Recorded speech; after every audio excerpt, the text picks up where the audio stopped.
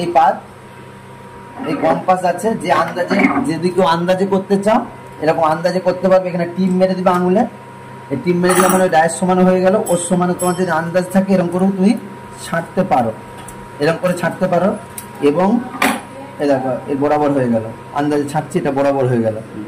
আবার যারা বলে যে আন্দাজে ছোট বড় হলে ডাই খারাপ কাটবে, তো তাদের জন্য এই মাপ এখানে এরকম করে মাপটা নিবে, এই কম্পাসটা একদিকে ঢুকিয়ে দিবে আর একদিকেরটা ওর ওপরে তুলে দিবে, মানে গর্তর বাইরে তুলে দিবে। তারপরে এটা মাপ নেবে, এরকম দাগ টেনে দিলে একদিকে ধরে রাখবে, পাতটাকে ঠিলে দিবে বা কম্পাসটাকে একদিকে ধরে টেনে নেবে, বরাবর মাপে এসে গেল। এবারে পাতটা ওর সমানে ছেটে নেবে, দাগের সমানে বরাবর আসবে। এই আমি পাতটা দাগের সমানে ছেটে নিলাম। এইটাকে এই যে সিধা পাতটা আছে, এই পাতটা এই মিডিল করে রাখবে, শিরের মিডিল করে রেখে মুড়ে নেবে, তাহলে ধরতে সুবিধা হয় পাতকে।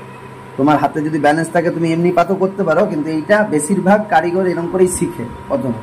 তারপরে এই ডাইটার মেশিনটাকে একটু তুলবে, ডাইটাকে যেই হাতে কাটবে, যদি ডান হাতে কাটো, এইটা যেই হাতে ঢুকাবে এই মাথাটা দেখবে, এই মাথাটা সরু থাকবে যেই হাত দিয়ে কাটবে।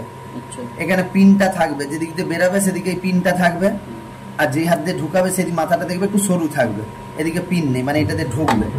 ডাইটাকে এই বাঁধলাম, প্রথমে মাথাটা একটু লাড়ি লাড়ি এরকম লাড়াতে হবে মেশিনটাকে হালকা করে, উপরটা বুঝতে পারছিস, হাতে হালকা করে উপরটা লাড়িয়ে ওটা টাইট হয়ে গেল। নিচের এই দুটো জিবাকে এবারে টাইট করবে, যেই এই দুদিকে জিবা টাইট হলো, এই অল্প করে তুলবো মেশিনটাকে, এই যে এখানে দেখতে পাচ্ছ অল্প, এটা ঢুকাবো, ছাপ তুললাম, এটা ছাপ উঠলো। এরপর একটু বেশি করে তুলবো, কাটার পিনটা বসিয়ে মারলাম, একটা কাটলো, আবার একটা ছাপ উঠলো। আবার ওই কাটাটা প্রথমে একটা ঘাট আছে, আবার দ্বিতীয় একটা ঘাট আছে, দ্বিতীয় ঘাটটা এই প্রথমের ঘাট, তারপরে দ্বিতীয় ঘাটে বসাবো। যদি না বসে, যদি মুড়াটার অসুবিধা হয়, আবার একবার দরকার পড়লে পাতটা মুড়ে নেবে, বসতে অসুবিধা হলে। সিধা থাকলে বসাতে ভালো লাগে আর কি, আস্তে করে যে বসে যাবে, বসে গেলেই কাটবে। আবার ছাপ তুললে, আবার কাটলে, আবার ছাপ তুললে, কাটলে ছাপ তুললে, কাটলে ছাপ উঠলো, কাটলে ছাপ উঠলো। আস্তে আস্তে তোমার এরকম স্পিড হবে। এবার যখন দেখবে যে আমার পুরো হয়ে গেছে 20 পিস কাটা, তখন লাস্টের পিসটাকে হালকা করে বসাবে, পুরো ছাপ তুলবে না, শুধু কাটবে।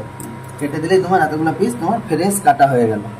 ঠিক আছে, এইটাই কাজ শেখার পদ্ধতি। এরপর তুমি মেশিন খুললে, ডাইটাকে খুললে, মেশিন খুললে, আর ডাইটাকে কখনোই পুরো তুলে যদি ভুলে, কখনো মেশিন হয়তো ভুল করে উঠে গেছে বেশি, তো তুমি ওটাকে ওই মেশিনের সাথে ফিটিং করবে না, মেশিনটাকে খুলবে প্রথমে। এই যেন বেশি উঠে গেছে, আমি খুললাম মেশিনটাকে আস্তে করে, খুলে ডাইটাকে বের করলাম বাইরে, ওইটা আলাদা হয়ে গেল, এইটাও আলাদা হয়ে গেল। এই প্যাঁচগুলা, এই মাথার প্যাঁচগুলোকে খুলে দিয়ে আস্তে করে বসিয়ে টুকটুক টুকটুক করে হাতে দিয়ে মেরে ফিটিং হবে। ঠিক আছে, বেশি উঠে গেলে ডাইকে ভেঙে যাবে, ডাই না হলে।